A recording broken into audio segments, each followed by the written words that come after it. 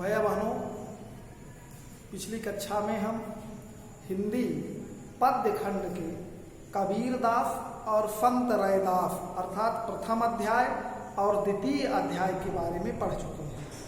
आज हम उसी पद्य का तीसरा पाठ मीराबाई के बारे में पढ़ेंगे। मीराबाई की कुछ पदावलियाँ आपके पाठ्यक्रम में दी गई हैं, 5 पदावलियाँ। इन 5 के बारे में पढ़ना है।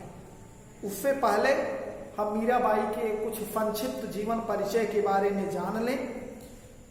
मीराबाई भक्ति काल के कृष्ण भक्ति शाखा की कवयित्री थी।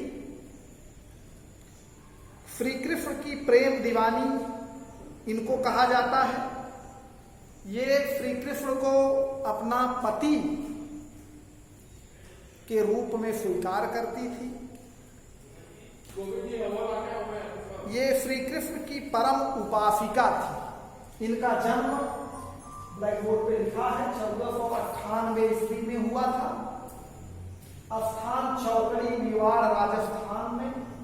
इनके पिता का नाम राजा रत्न सिंह, पति कुंवर भोजराज थे जो कम ही उम्र में सुधार गए। इनकी प्रमुख रचनाएं राग गोविंद, राग विराग, नरसी जी का मायरा, गीत गोविंद का टीका, गरबा गीत आदि है। इनकी भाषा शैली साहित्यिक ब्रज भाषा है। मुक्तक तथा गीत काव्य शैली में रचनाएं की हैं। इनका निधन सन 1546 ईस्वी में द्वारका में श्री कृष्ण के पद गाते हुए हुई। जो पंक्ति थी वो थी हरि तुम हरौ जनकी पीर। ये गीत गाते हुए भगवान श्री कृष्ण की प्रतिमा में ये 1546 ईस्वी में लीन हो गई। कृष्ण भक्ति शाखा की कवियों में मीराबाई का अद्वितीय स्थान है। आज भी मीरा की भक्ति लोगों के हृदय का स्पंदन है। मीरा अपने वेदना के गीतों से सदैव अमर रहेंगी। उन्हें यह सर्वोच्च पद श्री कृष्ण जी के प्रति समर्पित प्रेम से ही संभव हुआ। तो आइए इनकी पदावली के बारे में हम पढ़ें। इनका जीवन परिचय आप अपनी पाठ्य पुस्तक से ठीक से पढ़ करके संक्षिप्त 1-1.5 पृष्ठ में लिख लीजिएगा। जो आप पे पाठ संकलित है वह प्रेम दीवानी मीरा के नाम से आज भी विश्व प्रसिद्ध है। मीराबाई अपने आराध्य भगवान श्री कृष्ण की भक्ति में इतनी तल्लीन हो जाती थी कि संसार उनके लिए तुच्छ प्रतीत होता था। संतों के ज्ञान से उन्हें संसार की नश्वरता का पूर्ण ज्ञान हुआ और वे आजल कृष्ण भक्ति में लीन रही।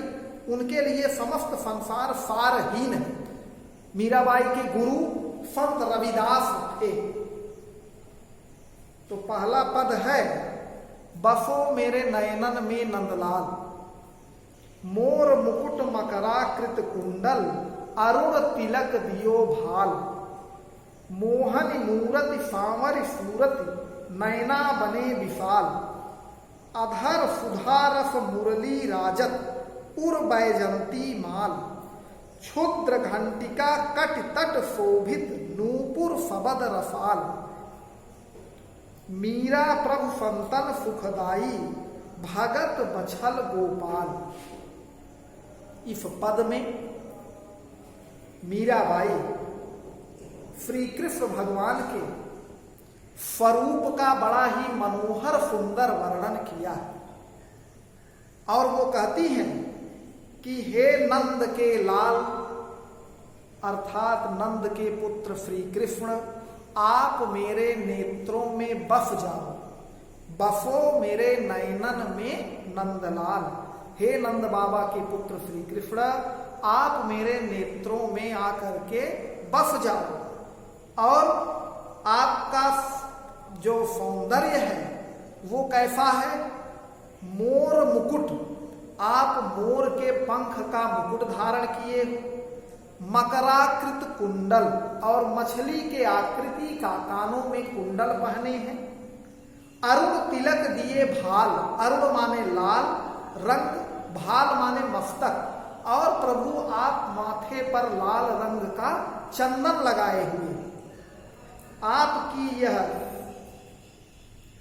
मूर्ति बड़े ही सलोनी है और सांवले रंग में सुशोभित हो रही है तथा आपके नेत्र बड़े विशाल हैं, जिसके कारण आपका सांवला रंग अत्यंत सुंदर लग रहा है। अधर सुधारस, अमृत के समान, अधर माने होठ, अमृत के समान होठों पर आपके मुरली सुशोभित हो रही है और गले में बैजंती की माला धारण किए हुए हैं। अमृत से रस भरे आपके सुंदर होठों पर बांसुरी शोभायमान हो रही है और आप हृदय पर बनपत्र पुष्पों माने जंगली वनों के पत्तों और पुष्पों से बने हुए माला को आप उर अर्थात हृदय पर धारण किए हुए, पुष्पों की माला धारण किए हुए तथा आप के कमर में क्षुद्र घंटिका, क्षुद्र माने छोटी, कटि माने कमर में आपकी छोटी छोटी घंटियां बंधी हुई हैं, सुशोभित हो रही हैं और पैरों में जो आप घुंघरू बांधे हुए हो, चलने पर उसकी जो ध्वनि निकल रही है वह बहुत ही रसीली ध्वनि निकल रही है। नूपुर सबद रफाल, नूपुर सबद रफाल अर्थात नूपुर माने घुंघरू, सबद माने उसके शब्द, रसीले माने बड़े ही मीठे सुंदर, कानों को सुख प्रदान करने वाले प्रतीत हो रहे हैं। मीराबाई कहती हैं, मीरा के प्रभु संतन सुखदाई, हे प्रभु आप सज्जनों को, संतों को सुख देने वाले हो और भक्तों पर आप भक्त वत्सल हो, कृपा करने वाले हो, अर्थात हे प्रभु आप हमारे ऊपर भी कृपा करो और आप हमारे नेत्रों में आकर के निवास करो। भैया बहनों, ये इसका भावार्थ है। भावार्थ सरल है। पहले आप शब्दार्थ लिख लीजिएगा कॉपी में। संकेत, शब्दार्थ लिखने के बाद तब संदर्भ, प्रसंग और उसके बाद भावार्थ और अंत में काव्य सौंदर्य लिखिए। काव्य सौंदर्य में इनकी भाषा ब्रज है, शैली मुक्तक काव्य है, छंद गेयात्मक पद है, रस भक्ति और शांत है, अलंकार अनुप्रास है, मोर मुकुट मकराकृत में अनुप्रास अलंकार है, मोर के मुकुट धारण किए हुए हैं और कानों में मछली के आकार का कुंडल पहने हैं, मस्तक पर लाल रंग का तिलक लगाए हुए हैं। तो मोर मुकुट मकराकृत कुंडल में अनुप्रास अलंकार है। ठीक से ध्यान पूर्वक पढ़ें। अगले पद को कल पढ़ाया जाएगा।